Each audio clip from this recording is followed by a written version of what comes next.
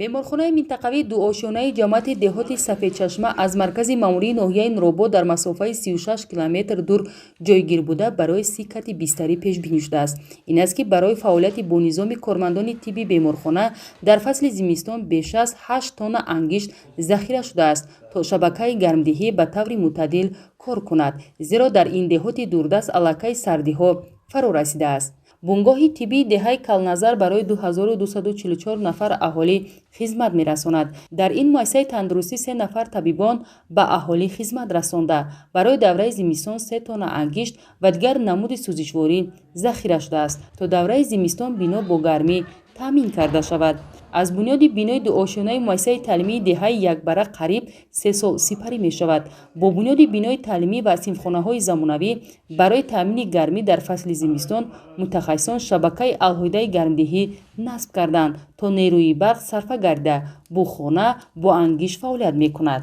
муассисаи таҳсилоти миёнаи умумии рақами 30 ноҳияи Нуробод дорои 10 синфхона буда ба маркази гармидиҳӣ пайваст мебошад. ва ин маркази гармидиҳӣ барои давраи зимистон мо аз ҳисоби маблағҳои буҷетӣ 10-11 тонна ангишт ва 7 метри мукааб эзум захира намудем, ки ин барои гузарондани давраи зимистон басанда мебошад. бинои муассисаи таълимии деҳаи Улфатобод аз 22 синфхона ва кабинетҳои фаннӣ иборат буда, дар ин макони донишомӯзӣ 505 нафар хонанда дар дубас таҳсил доранд.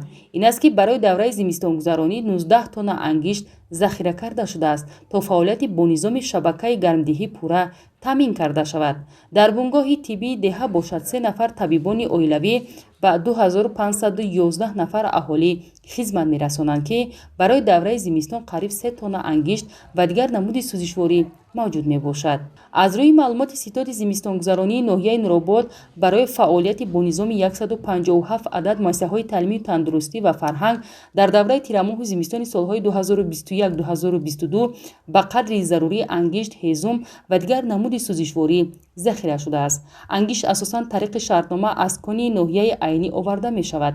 ин аст ки барои сари вақт харидорӣ кардани ангишт маблағҳои зарурӣ ҷудо шудааст, то муассисаҳои таълимӣ, тандурустӣ, фарҳанг ва ташкилоту муассисаҳо бо сӯзишворӣ таъмин карда шаванд.